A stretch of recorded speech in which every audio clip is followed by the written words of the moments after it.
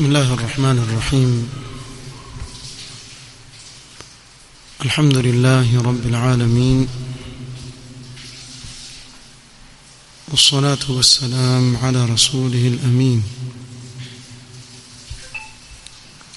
محمد وآله وصحبه أجمعين، أما بعد.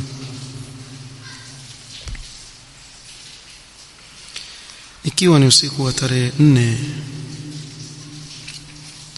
mwezi wa Rabiul Awwal mwaka wa 1447,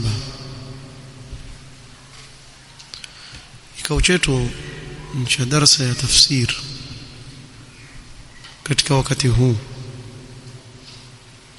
ingawa kwa bishara ya neema na fadhila za Allah subhanahu wa ta'ala juu ya ahli sunna as-salafiyun, kwa usiku huu wa leo ambao ni tarehe 4 mwezi wa Rabiul Awwal mwaka huu 1447, ambao ni sawa na tarehe 26 mwezi wa Agosti, au kwa Kiswahili usema Agosti, mwaka wa 2025. Bashirukum kuwa leo ndio kwa mara ya kwanza watu wameanza kuswali katika msikiti Masjid Umar rahimahullah ta'ala uliokuwa hapa Zamaria. Kwa kumeongezeka msikiti mmoja katika misikiti ya Ahlus Sunna. Falillahi alhamdu wal minna. Falhamdulillahi alladhi bi ni'matihi tatimmu as-salihat. Natumuomba Allah subhanahu wa ta'ala awalipe khairi na watakabalie wote waliokuwa sababu ya sehemu kama ile kusimama na kuwa katika mikono ya ahli sunna as-salafiyin. نسأل الله سبحانه وتعالى أن يتقبل منهم وأن يجزيهم خير الجزاء. kwa bishara hiyo ya neema ya Allah subhanahu wa ta'ala kuzidi kufungua nafasi ya ahli sunna kuweza kufikisha da'wa yao zaidi, kwa sababu misikiti kwa ahli sunna ndio sehemu ya kufikisha da'wa, ndio sehemu ya kufikisha ujumbe wa sunna ya Mtume Muhammad sallallahu alayhi wasallam.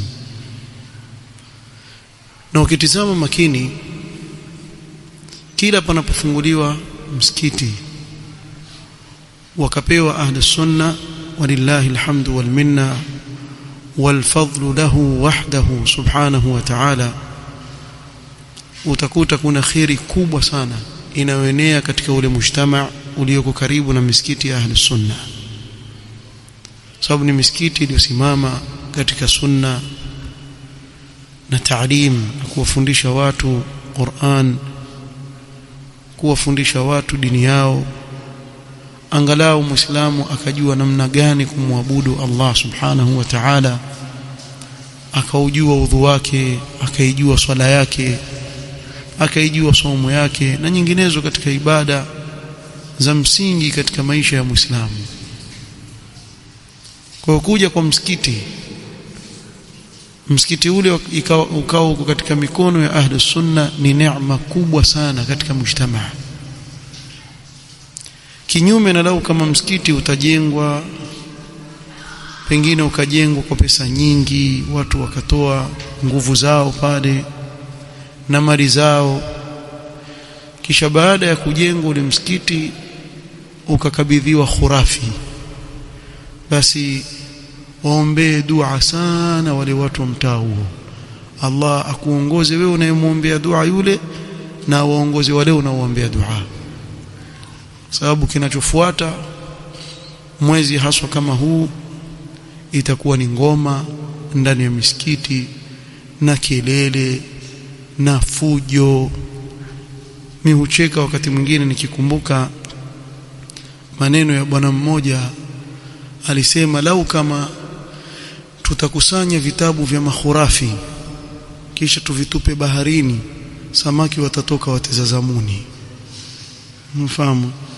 Mkatakuwa wasema wenyewe zile zitabu zao mkazitupa tu baharini, mpaka samaki pia watatoka huku watezazamuni kwa namna wanavyopenda kucheza na kuimba. Misikiti ikadhulumiwa haki yake. Billahi alaikum, kuna msikiti jana kulikuwa na fujo sana pale Ganjoni, fujo sana. Lile fujo linalopigwa huwa nauliza maswali na najiuliza nafsi yangu. Kwa mfano, kuna mtu ameingia msikitini ataka kuswali tahiyatul masjid na kupigwa ngoma na watu wacheza. Billahi alaikum, huyu mtu kweli yaweza kuswali? Akili yake kweli yaweza kuwa katika ile swala? Haiwezi. Taib, kama mtu amekuja kutoka nyumbani ataka kwenda msikitini kusoma Qur'an, si ndio mahali pake pale kutajwa Allah subhanahu wa ta'ala, hivi kweli aweza kukaa akasoma Qur'an na kelele zile? Sasa hatuoni kweli misikiti imeondolewa katika malengo yake? Hivi ndio inavyokuwa misikiti ikiwa tapewa khurafiyun. Upande wa pili wakipewa hizbiyun, basi ule msikiti utakuwepo na baadhi ya mandhar za sunna, lakini zaidi kutakuwa na michango mingi mpaka watu watakimbia kwenye ule msikiti. Uweshi wewe, kuna mchango huu mchango ule, na kupotezana katika njia ya sawa. Wewe unayemdhania kuwa ni mtu wa sunna, kumbe yuko mbali kabisa na sunna za Mtume sallallahu alaihi wasallam. Naweza kumuona kijana ni khiriji pengine wa Jamia Islamia ambapo kuna walimu wa sunna pia pale, lakini akaja hivi kumbe alikwenda kuangalia mitende wakati wenzake wasoma. Yeye atafuta ajua aina za tende na aina za kanzu. Hii ni ajwa, hii ni safawi, hii ni kadha. Arudi hapa, sisi na makhurafi tuna tofauti, sote ndugu, sote ni ahlus sunna tu. Hii ndiyo hali ikiwa msikiti wako wa mahizbi. Lakini tukiyaweka hayo kando, Mtume sallallahu alaihi wasallam, au naweza kuanza na aya katika suratul Nur, Allah subhanahu wa ta'ala akieleza fadhila za majumba yake misikiti. Mwanzo yatosheleza fadhila kuwa misikiti imenasibishwa kwa nani? Kwa Allah subhanahu wa ta'ala. Wa anna almasajida lillahi, hii misikiti ni yake yeye Allah subhanahu wa ta'ala. Kwa ndani ya misikiti anahitajwa na kutukuzwa ni Allah subhanahu wa ta'ala, anayepokeshwa katika ibada ni Allah subhanahu wa ta'ala peke yake, sababu hizi ni sehemu zilizonasibishwa na yeye subhanahu wa ta'ala. Allah subhanahu wa ta'ala katika suratul Nur, sitoingia katika kuifasiri ile aya inayozungumzia Allahu nurus samawati wal ardh. Allah subhanahu wa ta'ala aeleza kuwa Allah ndiye nuru ya mbingu na ardhi, wa hadi man fihima, na ndiye anayewaongoza walioko katika mbingu na ardhi subhanahu wa ta'ala. Kisha akapiga mfano na kusema mathalu nurihi kamishkatin fiha misbah, almisbah fi zujaja, ila akhir alaya. Hii aya tukieleza ni maelezo marefu. Tuliwahi kusomesha hapa tafsiri ya sura an-Nur, tukaeleza maana hii aya. Lakini baada ya Muislamu kusoma aya hii inayotaja nuru ya Allah, mwisho katika hii aya Allah subhanahu wa ta'ala sema yahdi Allahu linurihi man yasha. Allah subhanahu wa ta'ala humuongoza katika nuru yake yule anayemtaka katika waja wake kwa fadhila zake na rehema zake. Allah subhanahu wa ta'ala humwafikisha katika kuifuata Qur'an na kuyafuata mafunzo ya Mtume sallallahu alaihi wasallam yule anayemtaka katika waja wake. Na Allah subhanahu wa ta'ala akamalizia na kusema wallahu wa yadribu Allahu al-amthala lin-nas wallahu bikulli shay'in alim. Hapa kuweza kuja swali, hii nuru aliyoizungumzia Allah subhanahu wa ta'ala katika hii aya yapatikana wapi? Hii nuru hii ikiwa mtu yuaitaka yapatikana wapi? Hapo hapo Allah akakujibu akasema fi buyutin adhina Allahu an turfa wa yudhkara fiha ismuhu yusabbihu lahu fiha bilghuduwi wal asali rijal. Allah subhanahu wa ta'ala akaeleza fi buyutin ay yuqadu hadha almisbah fi masajid. Taa hii Allah aliyozungumza na nuru hii Allah aliyoeleza yang'aa katika sehemu ambayo ni misikiti. Adhina Allahu an turfa'a wa yudhkara fiha ismuhu ay amara Allahu an ya'luwa qadruha wa bina'uha. Allah subhanahu wa ta'ala ameamrisha iwe jambo lake litakuwa juu,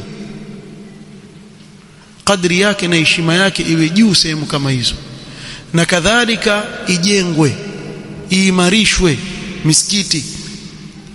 Wa yudhkara fiha ismuhu bil adhani wadhikri wassalah, iwe kutajwa Allah subhanahu wa ta'ala ndani yake, jina la Allah litajwe kwa adhana na kutajwa Allah katika kusoma Qur'an na adhkari nyinginezo na swala, lakini si kupiga ngoma. Hakukutajwa kupigwa ngoma ndani ya misikiti, na huku ni kupita mipaka katika uovu ndani ya msikiti. Sijui salaf kweli, sidhani kama ishapita kwao kuwa kutakuja na wakati watu watashika ngoma wapige wacheze ndani ya msikiti. Sijui. Mwajua kila sehemu ina mfumo wake kusherehekea Maulidi, kama nilivyowahi kuwatajia hapa.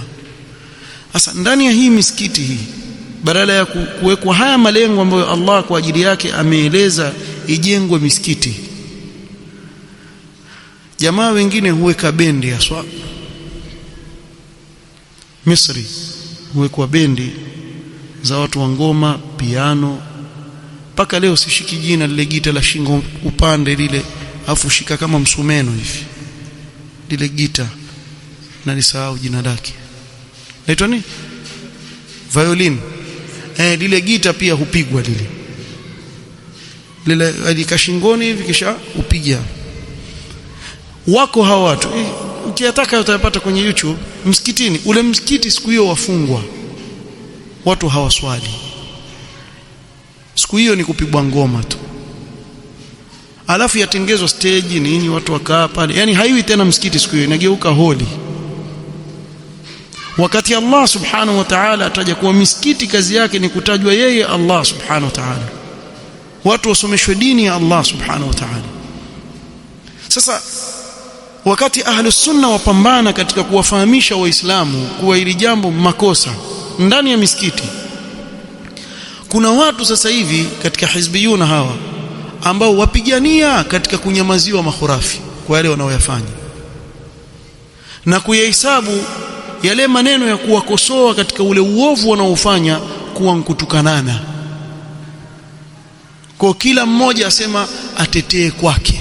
Wewe utakutetea huku tetea, na wewe utakutetea huku tetea. Na wewe uko wapi? Yeye ajifanya mbaba. Kuna wengine ajifanya yeye mbaba, alafu wale makhurafi watoto wake na ahlus sunna watoto wake. Kuambia sasa nyinyi msipingane nao, hapana pigana. Kaa vizuri, hapana pigana. Na wewe uko wapi? Wewe uko wapi? Mahizbi wanataabu sana. Lakini alhamdulillah kila kukicha watu waanza kuelewa kuwa hawa ni watu hawajielewi, hawajui kule na kukwenda. Wanaanza, mimi nimeona sahi watu matuma ile mijadala zamani ilifanywa baina ya makhurafi na hawa mahizbi, subhanallah, walikuwa wakishindana mambo mengine ajabu sana. Kuna mjadala washindana kuhusu bakora ya Ijumaa. Simshaona bakora ya Ijumaa, yafaa ama haifai kubeba bakora ya Ijumaa?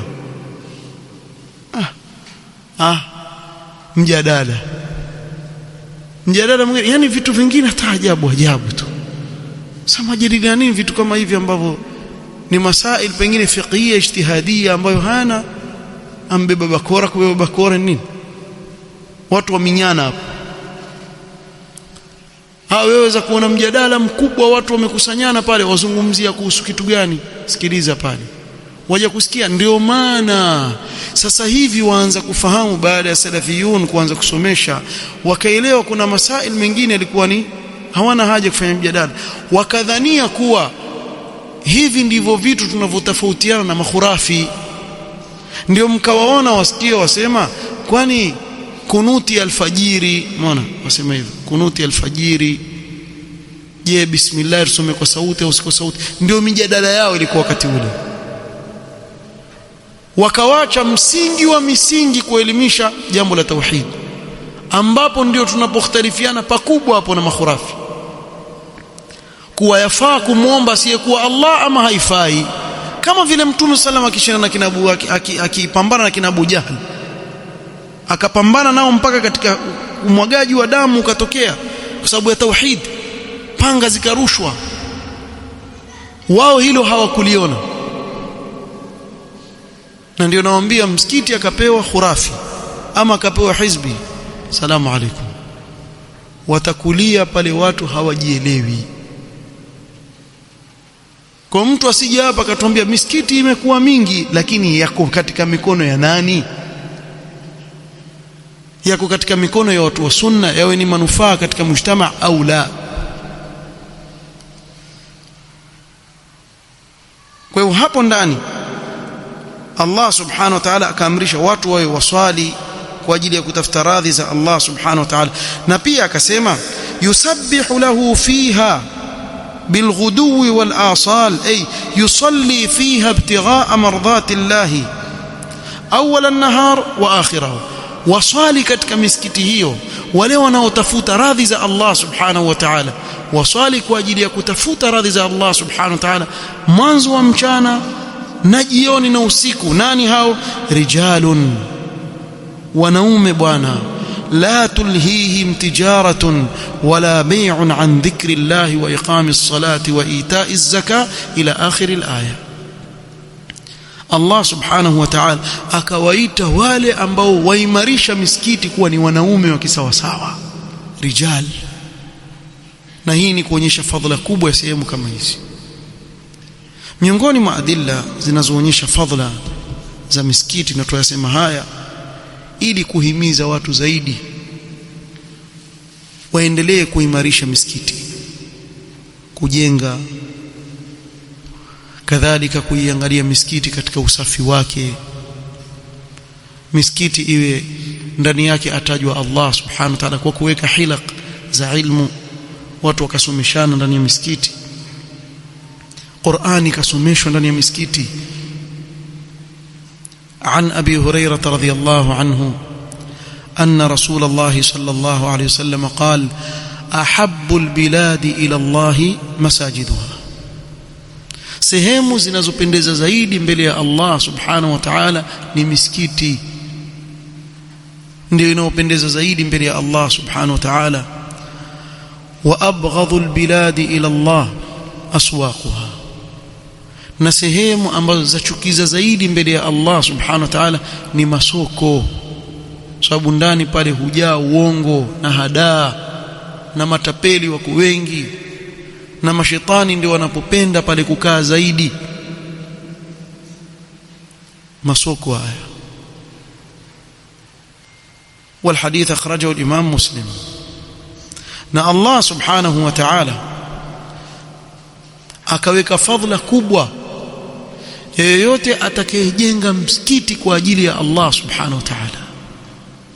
Na Mtume sallallahu alaihi wasallam akatueleza na kutubashiria juu ya fadhila hii Allah subhanahu wa ta'ala aliitoa.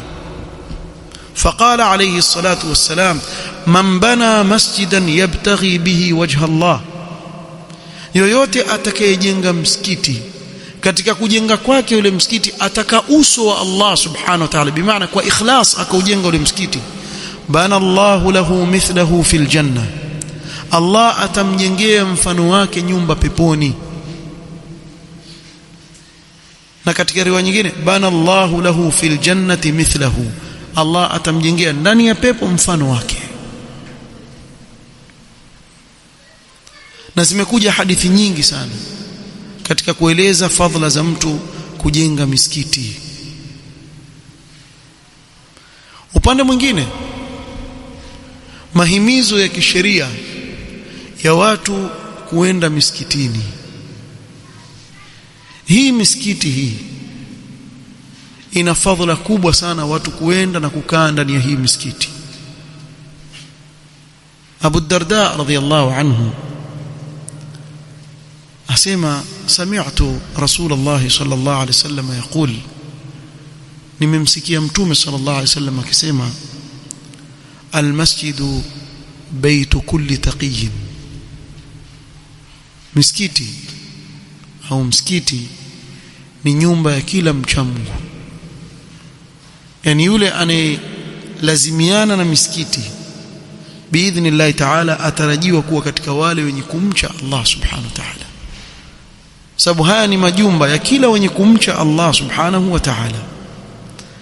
Bali Mtume sallallahu alaihi wasallam katika hadithi ya Buraida radhiyallahu anhu aliyopokea Imam Abu Daud na Imam Muslim, Imam At-Tirmidhi, katika kueleza fadhila ya wale wanaokwenda katika hii misikiti, yasema, man ghada ila almasjidi au raha, mwenye kwenda mwanzo wa mchana, ni asubuhi, msikitini au jioni, a'adda Allahu lahu fil jannati nuzulan kullama ghada au raha, Allah amuandalia karamu ya peponi kila anapokwenda asubuhi au jioni misikitini. Allah amwekea, hii ni fadhila amemwekea, atakwenda kuiona kesho mbele ya Allah subhanahu wa ta'ala. Bali Mtume sallallahu alaihi wasallam akawapa bishara wale wanaokwenda kwa ajili ya swala ya alfajiri na swala ya isha, kwenda kuziswali misikitini, akasema, bashiril masha'ina fi adh-dhulami ila almasajidi, wapeni bishara wale wanaokwenda katika kiza kuelekea misikitini, bin nuri tam yawm alqiyama, hao watapata nuru iliyotimia siku ya kiyama. Wakati watu wahitaji nuru kupita juu ya sirat, wahitaji nuru siku hiyo, hao watakuwa na nuru iliyokamilika mbele ya Allah subhanahu wa ta'ala. والحديث أخرجه أبو داود والترمذي من حديث بريدة رضي الله عنه وأرضاه. بل متوم صلى الله عليه وسلم alifikia hali hakumpa udhuru yule anayesikia adhana kutokamana kwenda kuiswali swala yake kwa jamaa misikitini. Abdullah ibn Ummi Maktum radhiyallahu anhu, huyu sahaba alikuwa kipofu.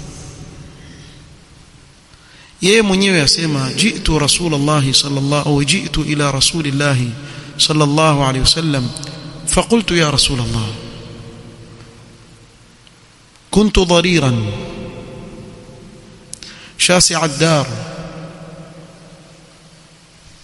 ولي قائد لا يلائمني فهل تجد لي رخصة أن أصلي في بيتي؟ mimi ni kipofu na nyumba yangu iko mbali sana na msikiti, na sina mtu wa kuniongoza. Yule anayeniongoza yani sioni kama aweza kuniongoza, hasa wakati wa giza, kwa sababu anazijua yeye. Je, wapata ruhusa ya kunipa mimi ni swali nyumbani? Huyu kipofu uliza hivyo. Qala atasma'u nida, Mtume sallallahu akamuuliza, je, waisikia adhana inapoadhiniwa? Qala qultu na'am, nikamjibu ndiyo nasikia. Qala ma ajidu laka rukhsa, sioni rukhsa ya kukupa, lazima uswali kwa jamaa. Mtume sallallahu alaihi wasallam amwambia kipofu ambaye aishi mbali, hana wa kumuongoza kumuelekeza msikitini, amwambia mimi sioni wewe una ruhusa ya kutoswali kwa jamaa, lazima uje uswali kwa jamaa. Na wako watu leo wale wa almas'ala mukhtalafun fihi, kuna ikhtilafu, wako hawa pia katika mahizbi mimi nawajua, ambao huwaambia watu kuwa salatul jamaa sio wajibu.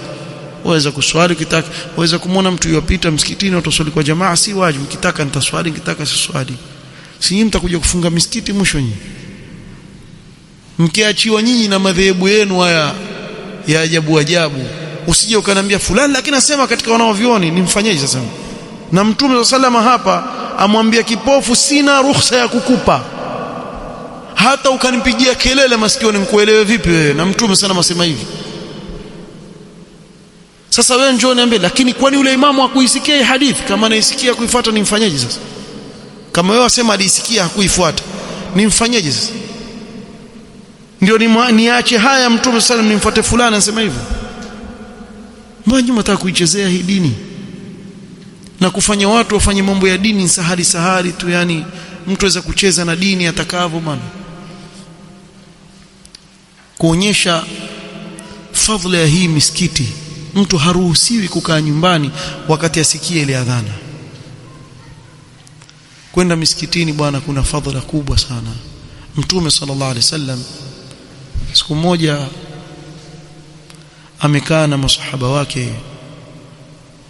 kama ilivyo katika hadithi ya Abi Huraira fi sahih Muslim, akawaambia masahaba, ala ukhbirukum bima yamhu Allahu bihi al-khataya wa yarfa'u bihi ad-darajat, je, nsiwapeni habari kwa kile ambacho Allah subhanahu wa ta'ala mkikifanya atawafutia makosa yenu, madhambi yenu, na kuwanyanyua daraja nyingi kwake Allah subhanahu wa ta'ala. Kisha akamwambia isbaghul wudhu 'inda al-makarih, kutawadha wudhu uliotimia katika wakati ambao wewe mwenyewe wachukia kuyatumia yale maji. Yani kwa mfano wakati wa baridi, yale maji baridi baridi, wayatumia yale maji kutawadhia, pamoja na kuwa wewe hupendi yale maji ya kuguse, lakini watawadha kwa ajili ya kumridhisha Allah subhanahu wa ta'ala. Na hapa haimaanishi uchemshe maji yawe moto uanze kutawadhia nayo, si unachukia lakini nataka kupata hii thawabu. Hii ikitokea, imetokea kwa yale maji mbaridi na lazima utawadhe, uende ukaswali ukatawadha hivyo hivyo. Ama yana umoto wa kiasi waweza kuhimili, lakini hupendi yale maji kuyatumia katika hali kama, ukayatumia kwa ajili ya kumridhisha Allah subhanahu wa ta'ala, basi waingia katika thawabu hizi. Wa kathratul khuta ila almasajidi, na kukithirisha khatwa kwenda misikitini. Yani kila hatua zako zikiwa nyingi kwenda msikitini, na wewe wazidi kuandikiwa au daraja za ziada zaongezeka daraja zako, na ufutiwa madhambi. Wa intidharu as-salah ba'da as-salah, na kusubiri swala baada ya swala. Yani bimaana waswali, kwa mfano sasa hivi mswali magharibi, umekaa wasubiri salatu al-isha.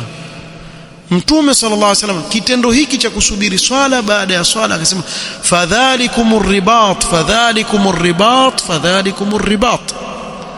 Ar-ribat ni kule mtu kukaa kuchunga mipaka ya Waislamu kutokana na maadui kuwavamia Waislamu, ambapo kuingia katika jihad fi sabilillah. Na yule anayekufa katika hali kama ile ana fadhila kubwa mbele ya Allah subhanahu wa ta'ala, aandikiwa ajri kana kwamba yuko katika hali ile ila qiyam as-saa, anayekufa akiwa murabit.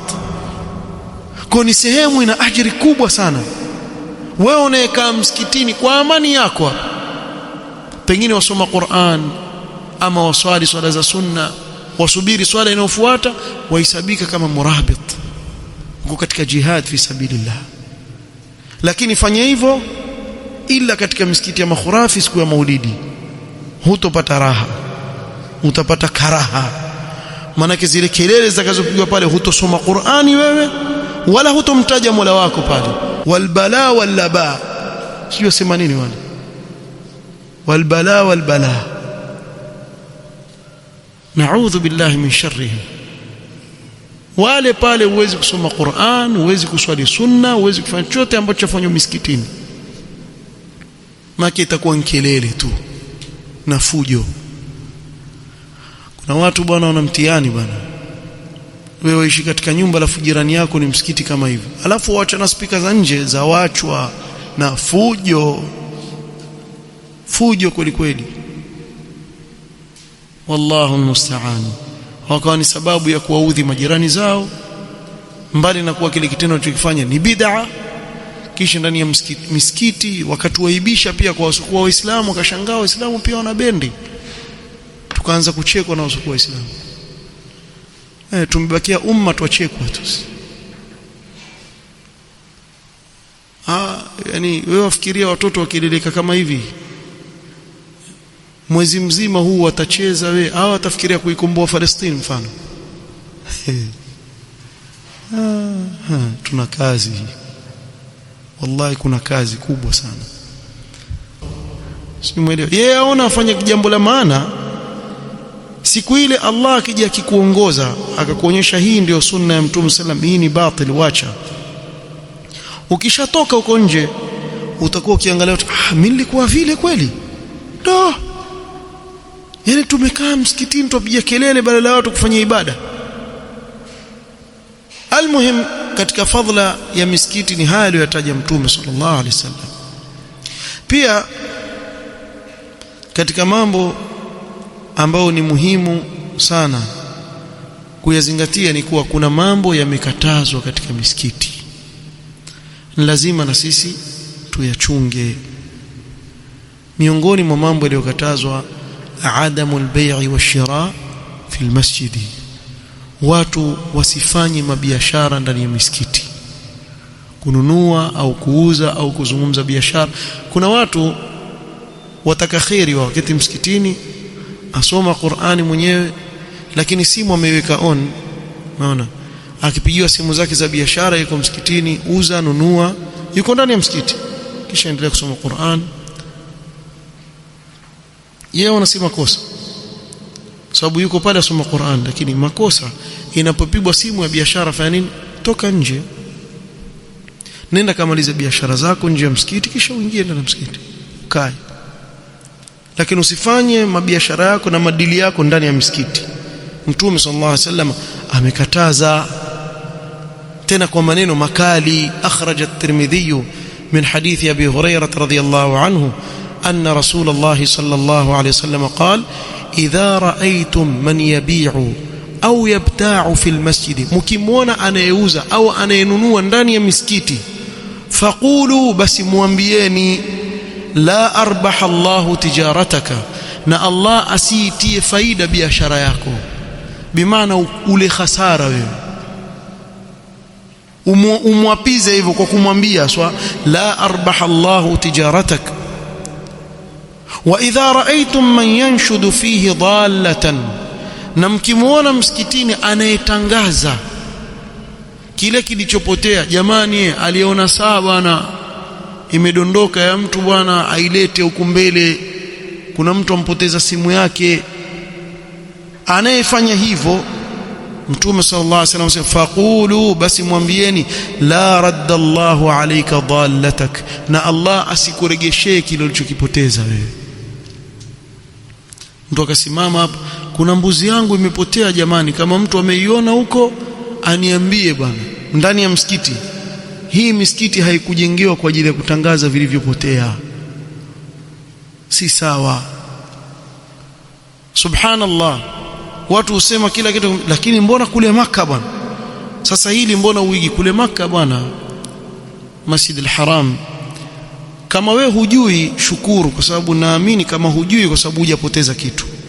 Lakini kuna mahali kumewekwa nje ya msikiti lost and found, kile kilichopotea nini, wenda pale. Kuna watu wamewekwa kazi yao wao, ukija pale umpoteza nini kitu fulani, nenda pale kaangalie kama kiko. Ofisi zao ziko pale zimewekwa nje, wewe enda kuangalia kile kilichopotea. Ukipata haya, ukikipata utambua njoo swala nyingine, maana watu wakiokota waleta hapa, ama wakimpa askari waleta hapa, kwa hiyo enda kuchukua. Sasa mtu aweza kuuliza hapa, imeokotwa saa, yafaa sisi kutangaza kuwa saa bwana imepatikana hapa? Si sawa, msikiti kujengewa hilo. Hasa kama utaiangika hivi, utaweka mahali mbele kwenye meza, mtu ataona yake, au akaja baadaye kumuona imamu kule akamwambia kama kuna kitu kimeletwa saa manini ikoje, kwa hivi mpe, lakini si kutangaza pale. Mtume sallallahu alaihi wasallam amelikataza hilo. Idha sami'tum ar-rajula yanshudu ad-dallata fi al-masjid faqulu la raddaha Allahu alayk, muapizeni aswa, mwambieni Allah asikurejeshe kile ulichokitangazia kwa kimepotea. Jambo jingine katika yale yaliyokatazwa, adamu akli ma lahu raiha kariha kathawm, kutokula kile kilichokuwa na harufu mbovu wakati wajua waenda msikitini. Kama kwa mfano kula kitunguu saumu.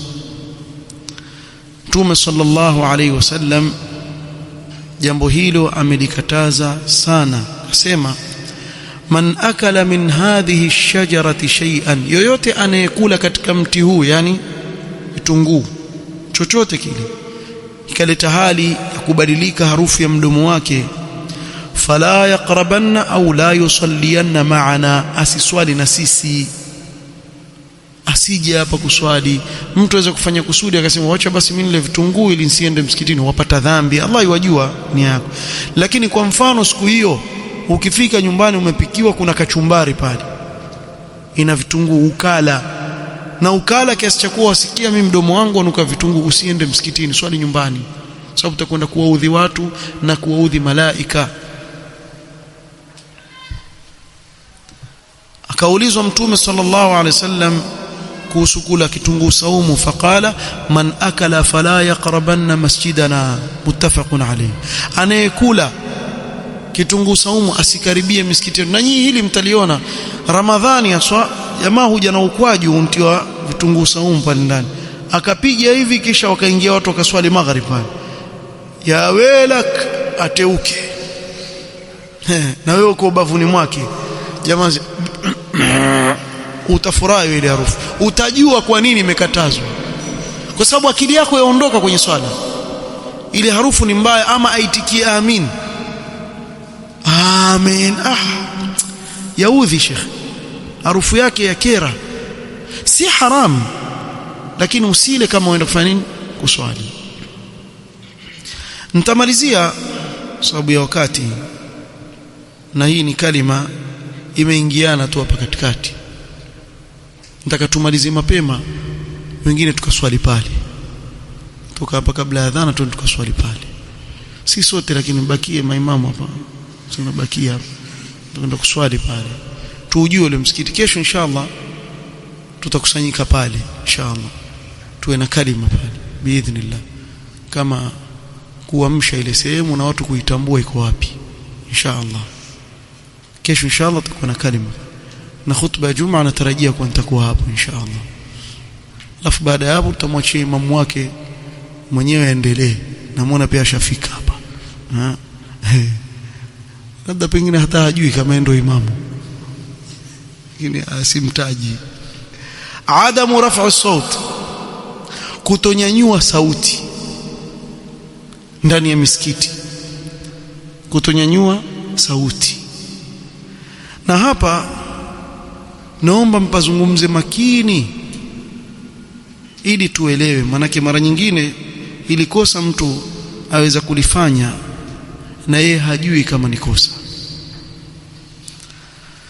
Hadithi ya Abu Sa'id al-Khudri radiyallahu anhu, عن أبي سعيد الخدري رضي الله عنه قال: اعتكف رسول الله صلى الله عليه وسلم في المسجد. katika mojawapo itikafu za mtume sallallahu alaihi wasallam alifanya itikafu msikitini. Ramadhani alikuwa akifanya itikafu. fasami'ahum yajharuna bilqira'ati, akawasikia masahaba wake wakijahirisha kwa kusoma Qur'an kwa sauti. Huyu asoma kwa sauti, yule asoma kwa sauti, yule asoma kwa sauti. Zile sauti zikawa zafanya nini? Zaingiliana ndani ya msikiti mmoja. Fakashafa sitra, akanyanyua pazia ile sema, manake walikuwa wakiweka sehemu msikitini za kulalia pale wale wanaofanya itikafu na kufanya ibada yake. Mtu yuko pale ndani katemea swala waswali, akanyanyua pazia yake. Waqala, kisha akasema: ala inna kullakum munajin rabbahu, tanabahini bwana, kila mmoja aongea na Mola wake, ana amwabudu Mola wake. Fala yu'dhiyanna ba'dukum ba'dha, basi msiudhianeni wengine wasiwaudhi wengine. Kuna watu wengine aona akisoma Qur'ani kwa sauti basi haisabiki anaudhi, yeye waona sawa, lakini wamuudhi yule ndugu yako, yuudhika na Qur'ani kwa nia nyingine, na yeye akisoma na yule akisoma na yule akisoma, kutakuwa na kelele pale. Kwa wamuudhi yule ndugu yako, yeye wataka asome atadabbar, pengine yeye waswali, wewe usoma kwa sauti. Fala yu'dhiyanna ba'dukum ba'dha, kisha akasema: wala yarfa'u ba'dukum ala ba'dhin fil qira'a, na mmoja asimnyanyulie sauti mwenzake katika kusoma kwake Qur'ani. Au qala fi as-sala, au katika swala akiswali asimnyanyulie mwenzake sauti. والحديث رواه أبو داود رحمه الله تعالى.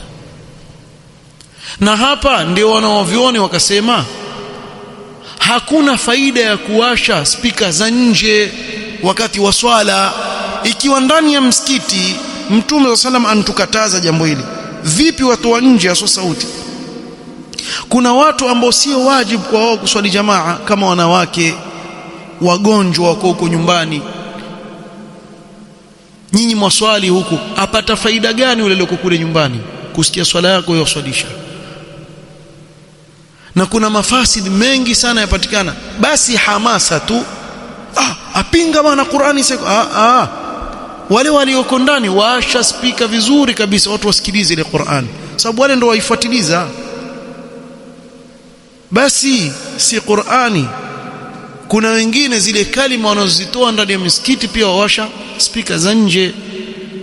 Yule mtu kule nje hata hasikilizi, hata hajui kuzungumza nini, na pengine iwe ni lugha haieleweki na watu walioko nje, ndio zaidi ya wanikelele. Si sawa. Mtume wa sallam ankataza, si mmemfahamu hapa? Afu wewe angalia, kuna baadhi ya misikiti vile yako karibu zile spika, kila mmoja amemwenulia sauti mwenzake zaidi. Aweza piga takbira msikiti mwingine ukaruku wewe huko msikiti mwingine, wasikia kama yuko chini yako. Na hii ishatokea makosa. Zimeni zile spika za nje wakati wa swala. Adhana adhini huko nje, iqama qimu huko nje. Bali kuna wanaoviona wengine wakaenda kuwa iqama pia iseme ndani, ni adhana ndio yapigwa nje. Lakini tusema yalla adhana iqama, ikifika time ya swala zima nje, washa ndani. Wale wa ndani ndio kufuatiliza wewe unaiswalisha. Kwa hivyo hili jambo watu walichunge sana, wasiudhiani. Sasa jamani, niwaulizeni hivi, ikiwa Mtume sallallahu alaihi wasallam amekataza kunyanyua sauti kuisoma Qur'an ndani ya msikiti, je, maulidi? Ushawahi kufikiria hivyo? Ankataza Qur'an, usinyanyue sauti ukamuudhi mwenzako ndani ya msikiti. Na wasoma Qur'an bwana, maneno ya Allah, dhikrullah. Kefu mtu kupiga ngoma ndani ya msikiti? Nyi hamjui kuwa swala za Makuraish zilikuwa ni kupiga makofi na mbinja ndani ya Masjid al-Haram? Wama kana salatuhum 'inda al-bayt illa mukaan wa tasdiya. Hii ndio ilikuwa swala zao bwana, si swala za Waislamu bwana kupiga ngoma, bali hii ni ibada ambao walioianza ni Banu Israili waliopotezwa na As-Samiri. fa akhraja lahum ijlan jasadan lahu khuwar, yule Samiri aliwatengenezea kindama Banu Israili, kile kindama akakitoboa kuanzia kwenye mdomo mpaka mnyuma, ikawa upepo ukija waingia pale chapiga kelele basi Banu Israili walikuwa washamba, hawajawahi kuona kitu kama hicho, wazunguka kile kindama kisha wacheza zamuni, usikia kimpia kelele, kisha wacheza. Watu wakachukua kucheza kutoka kule, kwa sababu kucheza si dini, hakuna dini ya kucheza, ati ya kucheza zamuni, kucheza kiuno si dini. Wao utasikia mahabeshi wancheza, najua ndio maana naijibu sasa hivi, maki nisingetaje pia ingeta hajui kama mahabeshi wacheza, basi wancheza kiuno. Ndugu yangu, mahabeshi walikuwa wachezea nini? Hirba, ile mikuki ile, yani wacheza michezo inawasaidia katika jihad fi sabilillah. Alaikum, hebu niwaulize kule kuteza kule, twende. Kuna mmoja manake namuona kuna ile video yasimama mbele kama kwaya hivi, kupeleka jamaa, twende huko, twende hivi, afanye mikono hivi, twende, ile saidia katika jihad fi sabilillah. Ama ndo nyinyi akipita mwizi, mjibaba lilikuwa kubwa, nilipiga na mtu alikuwa anguka, si munzoea hivyo? Munzoea kunyoshana mikono hivi. Sasa nyinyi ndio mcheza kama wahabeshi hivi, wapi na wapi Sheikh? Wallahu almusta'an. Kwa ikiwa Qur'an tumekatazwa kunyanyua sauti zetu katika misikiti, mimbabi aula hii iwe ni haramu kabisa, kupiga ngoma na kucheza ndani ya misikiti, makosa makubwa. Wallahu almusta'an. Mimi nitasimamia hapa kwa sababu ya wakati. Subhanakallahumma wa bihamdika ashhadu an la ilaha illa anta astaghfiruka wa atubu ilaik. Barakallahu fikum.